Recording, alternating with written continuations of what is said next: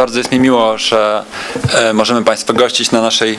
I am very happy that we can host you at our conference. We would like to show you the results of 2 years of our activities, of which you must be aware because we talked to you about it lately. Hopefully this is not the end and we will have many opportunities to meet together. And at the same time we would like to tell you not only about what we've done but also what have changed in Poland in the area of public procurement. We would like to tell you about our successes and failures. And for all this to be interesting for you, there will be a review of some best practices that you used in your procurements, because I believe that one of the main ways to propagate those sustainable public procurements among institutions is to promote best practices and to learn from each other.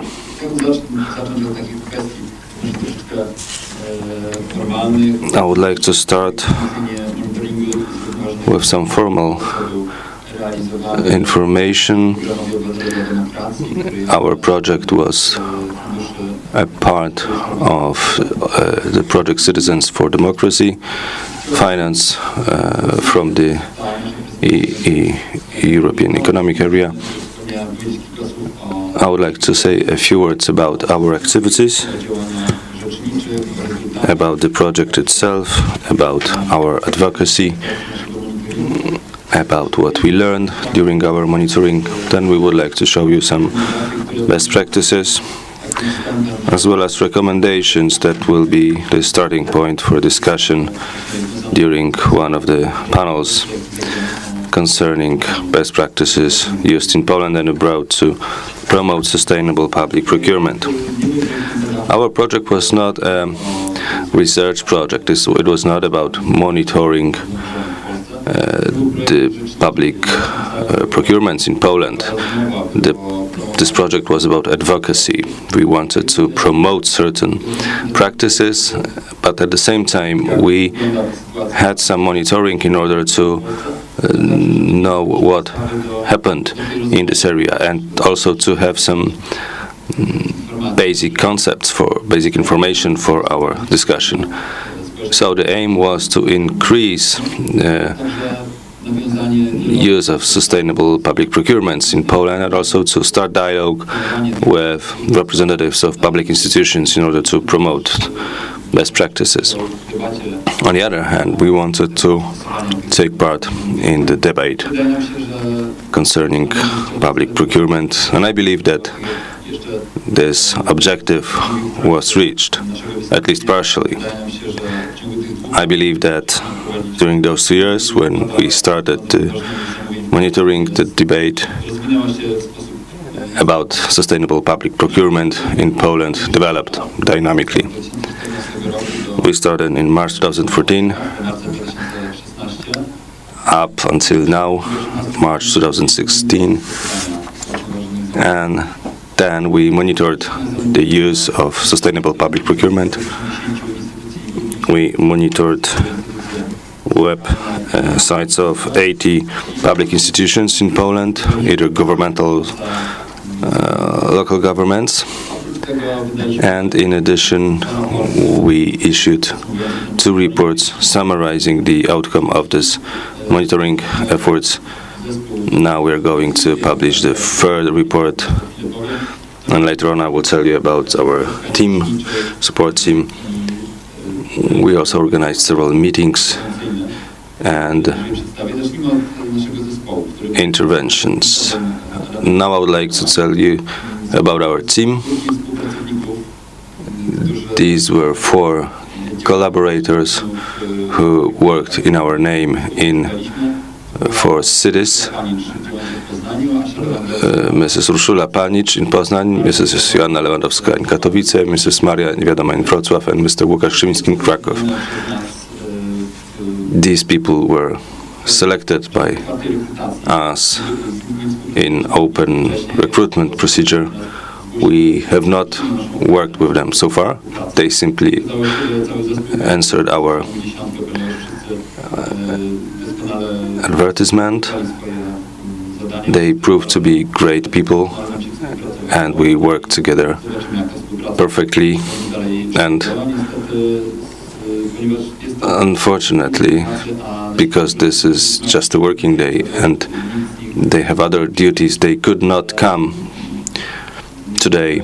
But I believe that some of you already met them, and I'm sure we'll be in touch together later on.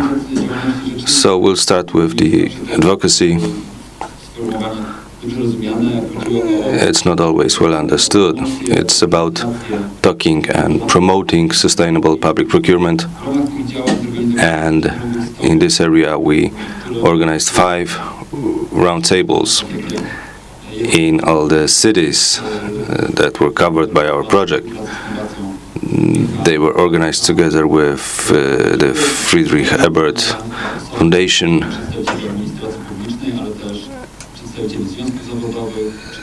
The participants were representatives of companies, of self-governments, different NGOs, for example, handicapped people.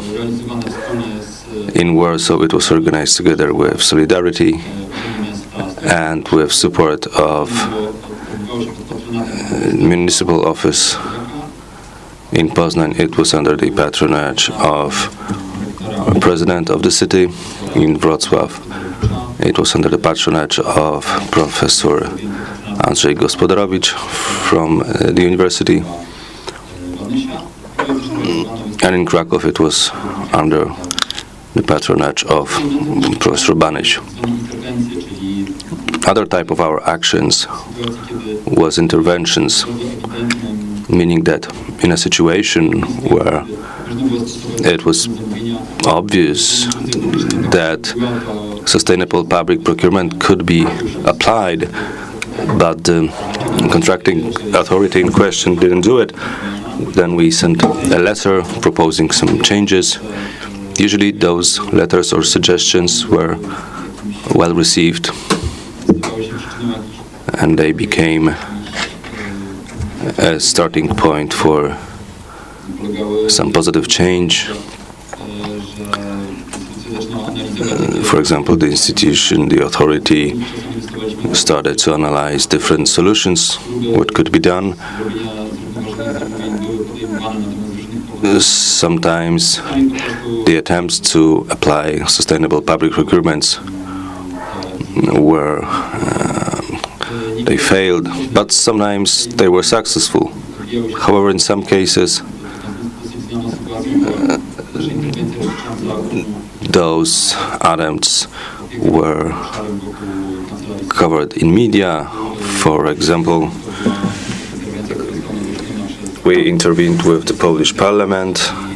That was then hyped by the Solidarity trade unions, and president of Solidarity sent a letter to the Speaker of the Parliament about it, and this was a very mediatic because the Parliament is an institution which is in a good position to apply sustainable public procurement, and there is no reason why they do not do it. We were happy because what we did was met with positive reaction. Sometimes the contracting authority was surprised by our attitude because we simply informed them that they were going to be monitored. However, we were told that in several cases we inspired the authority in question to act. And for example, in Poznań, that was the management of city verger, and now they use social clauses in their tendering procedures. Also, the similar case was of University of Silesia. So, to end this introduction, I would like to tell you about an important thing, which is cooperation with our Norway partner, Ethical Trading Initiative Norway. They inspired us to act, and they were helpful in obtaining good practices. They operate in Norway, where the use of sustainable public procurement is quite common, and they prepared best practices that we strive to implement in Poland. Now just a few words about our monitoring, because it tells you a lot about how the sustainable public procurement is applied in Poland. We decided to depart from the conventional perception of social clauses. Usually it was about supporting social co-ops or some small self-governmental units.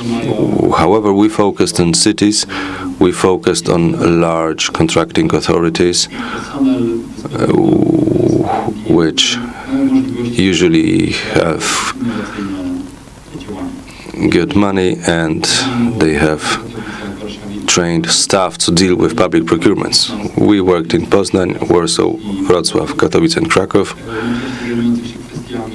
In those cities we selected authorities that were responsible for construction, for city verger, for some road maintenance, and also we selected universities and marshals' offices. We analyzed different types of public procurements. They were analyzed in terms of social clauses, like requirement to employ people on the basis of employment contracts. As you may know, very often people are employed under civil law contracts, and this is very disadvantages for those workers. The other criterion that we took into consideration was employing people who, for different reasons, were at risk of social exclusion.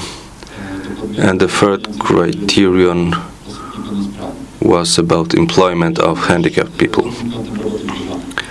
And also construction works were analyzed in the slide. We also analyzed public procurements for supplies, and those public procurements were analyzed in terms of environmental clauses,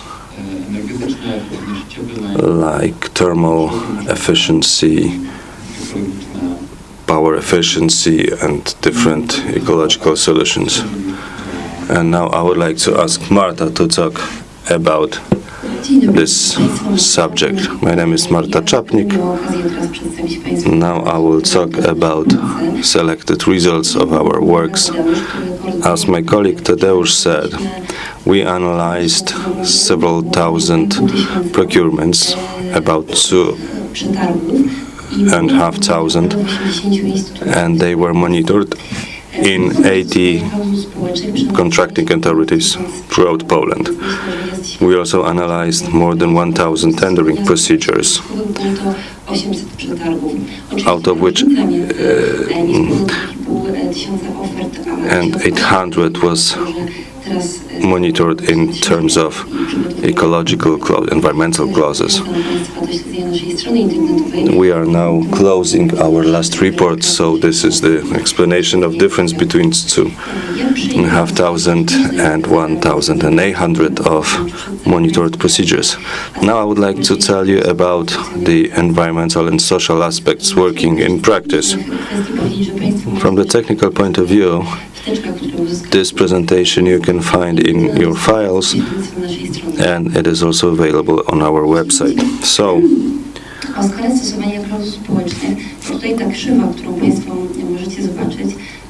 this curve which you can see, it's about use of social clauses.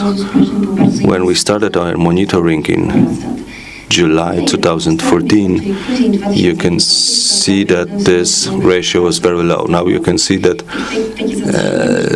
lately this growth was very dynamic.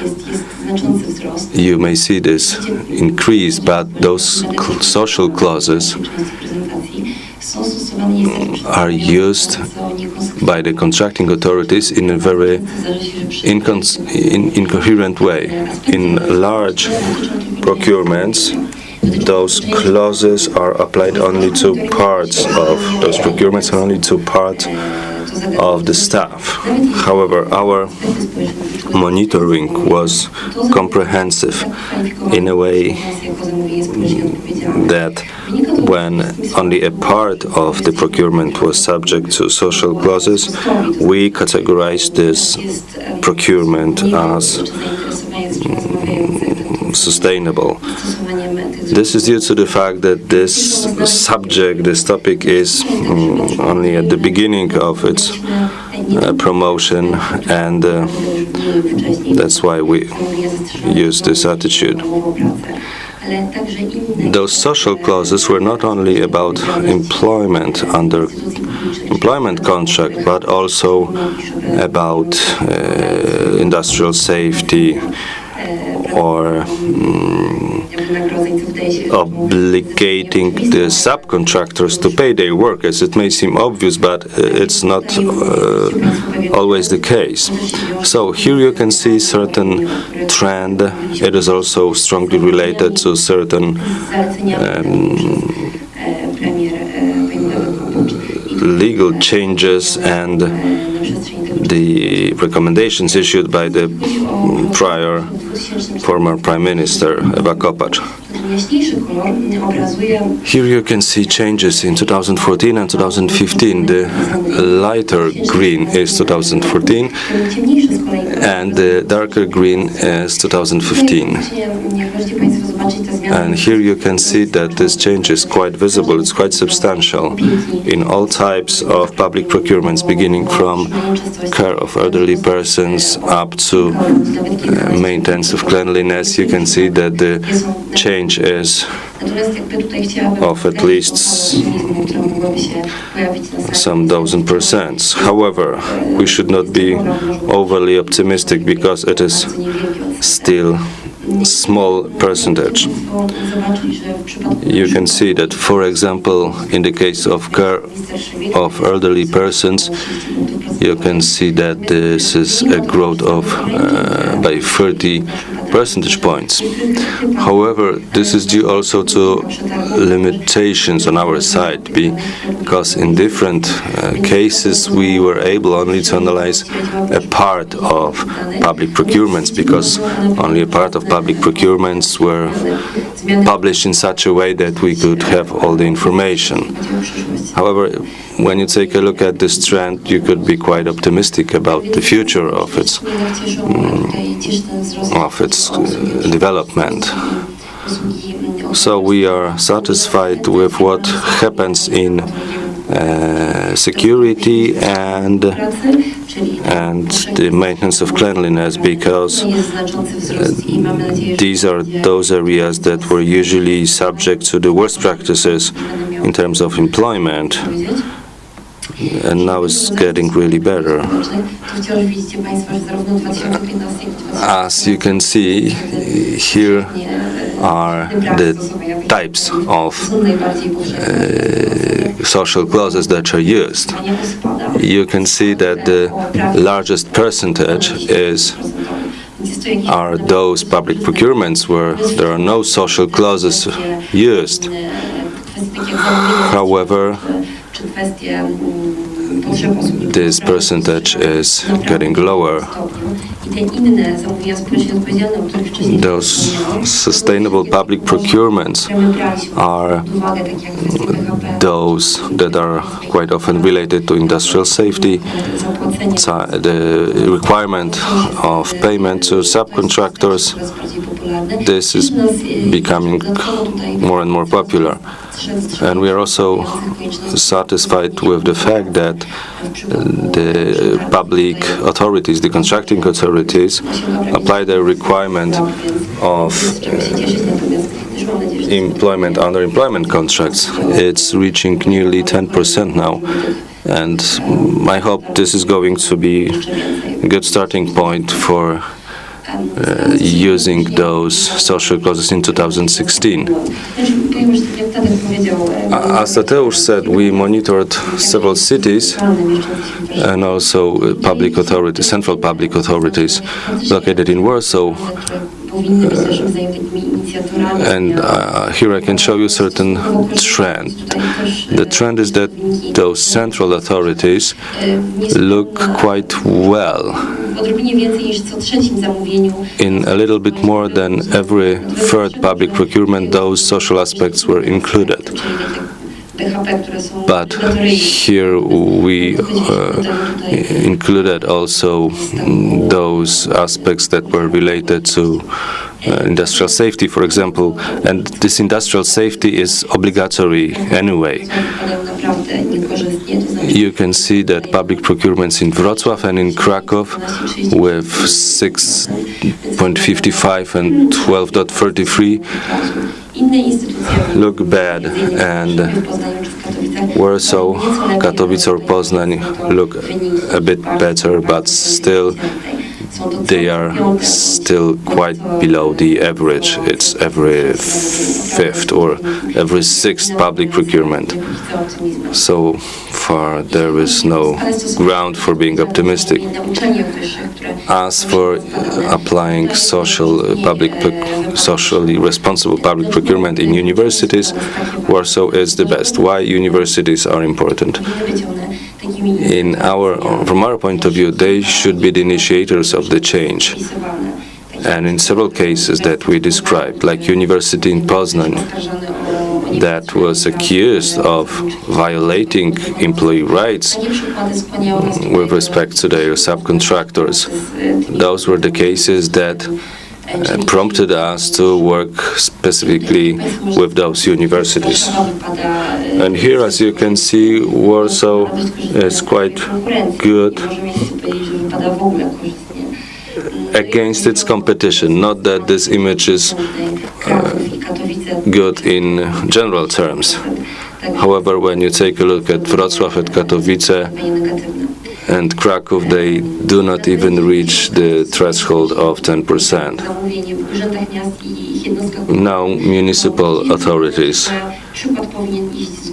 We would like to tell you that the good example should come from the higher level, meaning that this initiative should be voiced by the higher tier authorities. And you can see that municipal authorities behaved better than their subordinated authorities, the exception being Katowice, where the good example comes from below. And I hope that those municipal authorities would be the source, the harbinger of changes, and they would implement far-reaching changes in their subordinated units. And hopefully, in our next project, we will be talking about those positive changes. Here you can see a different curve, which is more complicated, and it shows the period from July 2014 to December 2015, and it is about environment protection. You can see that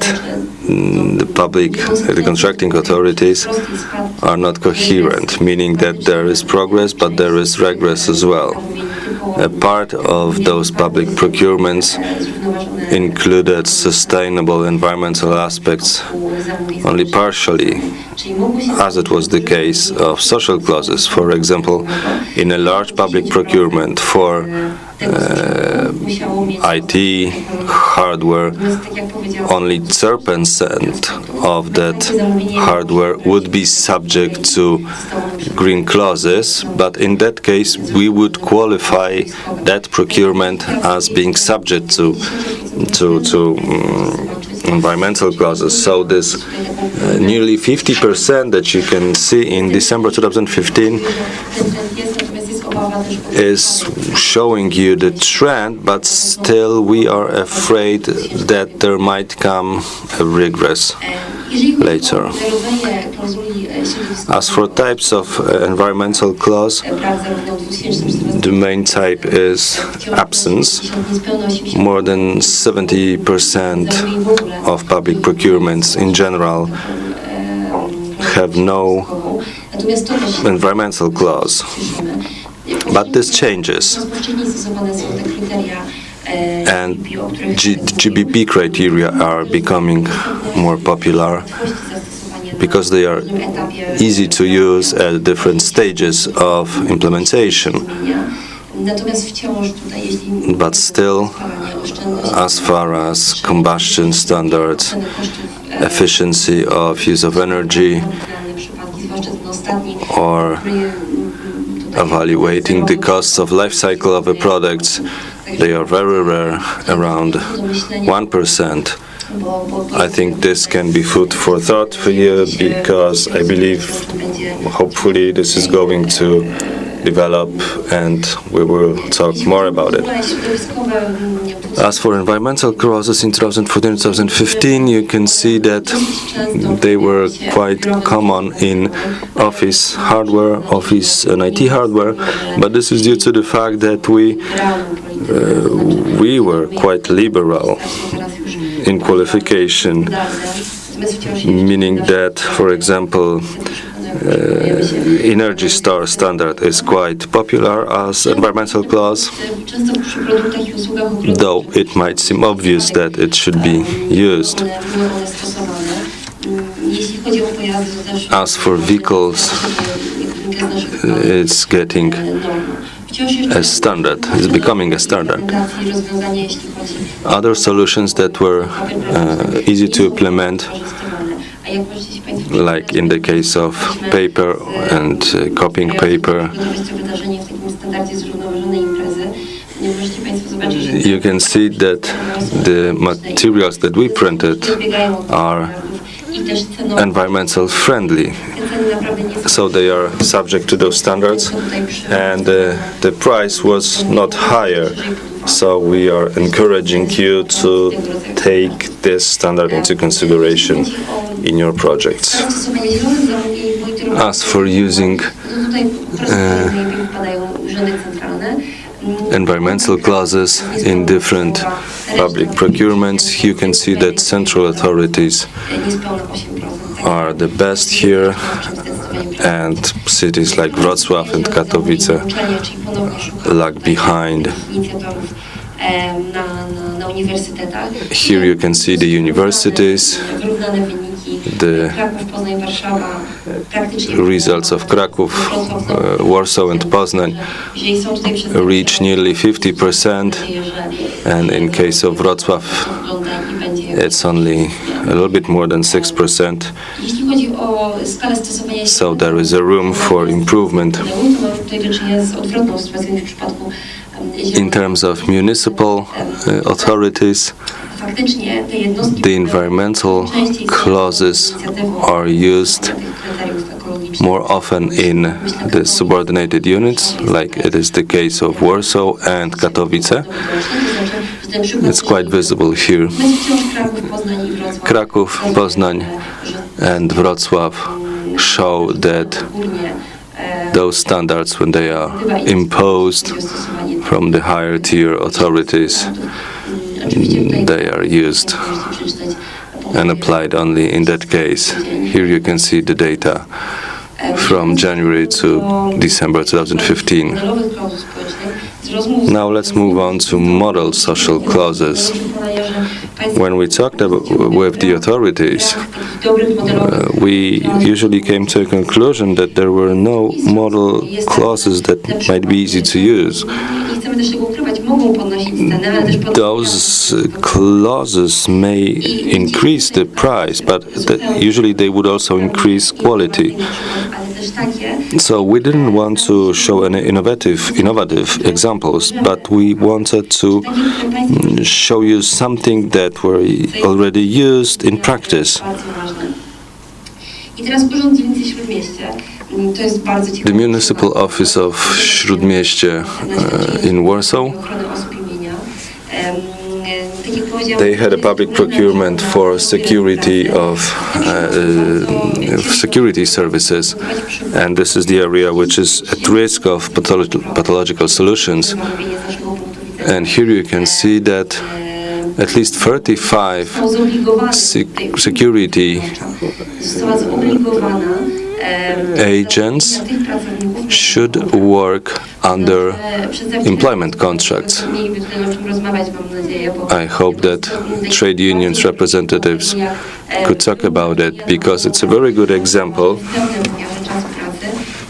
of how a requirement to employ people based on full-time employment contracts can be used in public procurements.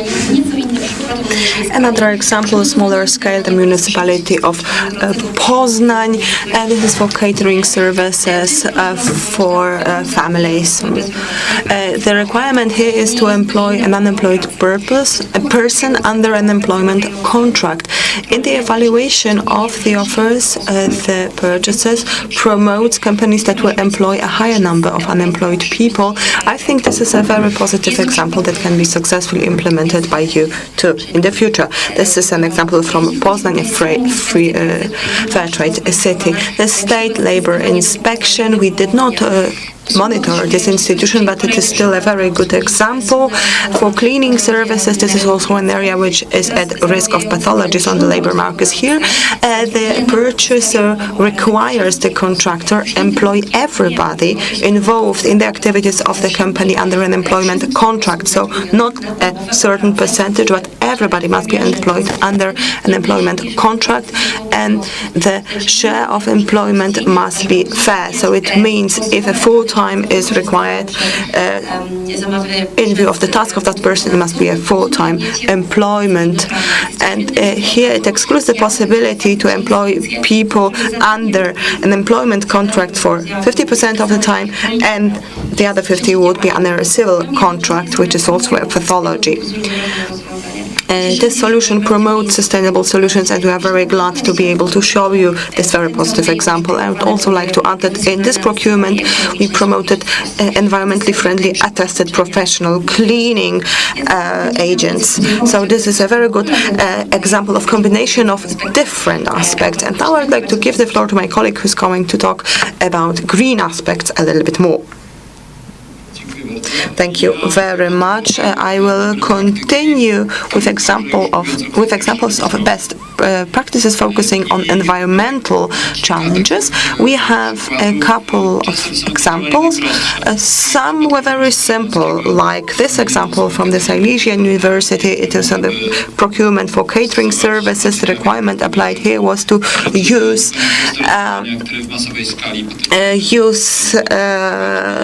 cutlery, and that can be used many times in order to reduce waste. An interesting fact here was that it was a combined procurement because there were also social requirements. In this procurement, they promoted the employment of young people. This is also an example of how social clauses are applied sometimes. So in the criteria for the assessment of offers, the social clauses are not valued very highly because here the employment of young people only weighs 2 points compared to price 95. So we really encourage institutions to assign more weight to social and environmental clauses. Another idea, an example from National Fund for the Environmental Protection and Water Management. The intention of this institution is to promote the environment, so it is only fair that environmental criteria are also applied in their procurement. This is a procurement for buying Xerox paper, and here the requirement was that they use recycled paper, and the additional requirements were certain certificates, or in other words, they could not require the companies to have these certificates, but the use of such certificates was promoted because it's easier to assess the offer. Then this is an example from Poznań, the Adam Mickiewicz University, the procurement of computer hardware and software, and also here they applied a number of environmental requirements. Here I would like to say a few words about the monitoring results which regards the purchases of computers. Very often we see an extreme fragmentation of purchases. Universities or individual faculties which do public procurement, they just collect information from individual institutes, and these institutes might need just one computer or two, and when they describe their needs, they only give the parameters of the processor or the size of the screen, and there is no information about any environmental requirements, which are negative, but we've seen some positive developments also from Poznań, from the School of Economics. There is a central requirement in that university saying that all computers purchased by any unit of the university has to meet certain environmental criteria. So now, when orders are made, it is no longer necessary to add environmental requirements because the central requirement is that environmental parameters must be met.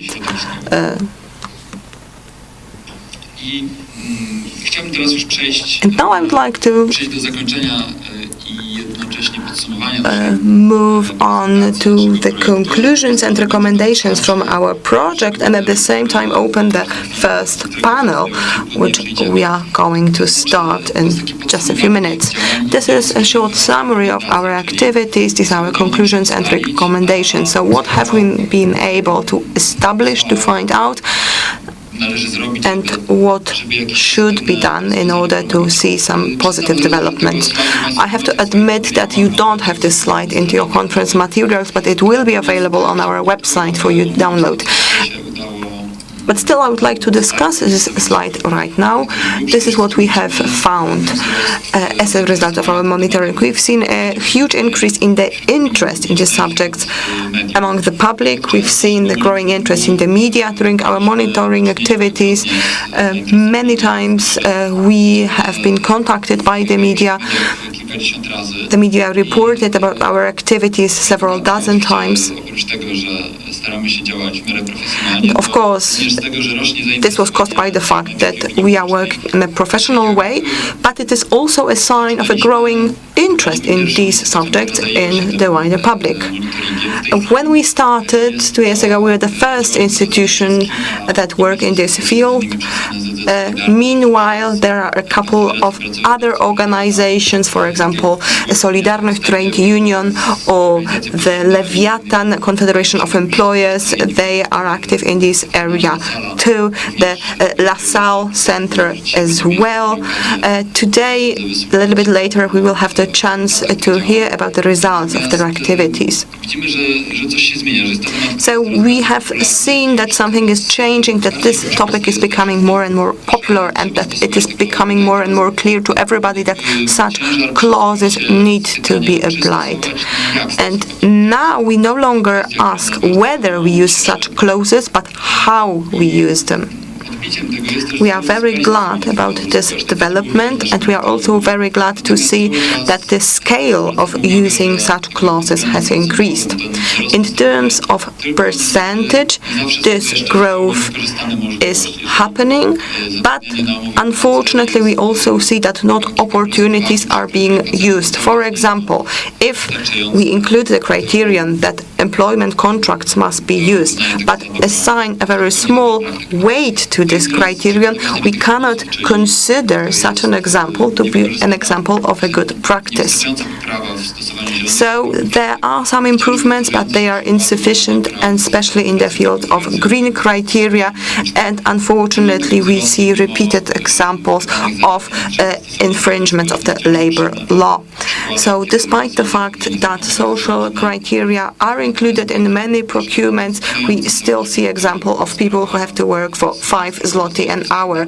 There was this famous case of Poznań cleaning ladies, people who worked at the Adam Mickiewicz University and the district court in Poznań. When we started our monitoring, they also started the protest because they haven't been paid for their work. And the court did not accept our opinion that it was the case of continuous infringement because they only failed to pay the cleaning ladies for 2 months. We disagreed, obviously. This is a problem that could not be ignored. And that would be nearly all from me, and we will go very smoothly to our panel. But before we do that, I would like to present several recommendations. First of all, to promote sustainable solutions on the highest level. In our country, this is already happening, institutionalizing the application of social clauses.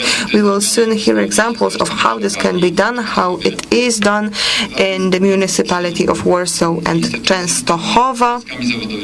Cooperation with different institutions, trade unions, and employees' organizations are also a very good recommendation, and we've seen some positive examples when this cooperation has happened. Planning the application of environmental clauses in future procurements, we realize that environmentally friendly solutions sometimes cost a little bit more, so they have to be planned in advance, and raising awareness in the public society, in the society. And at this point, I would like to finish my presentation and officially open the actual panel.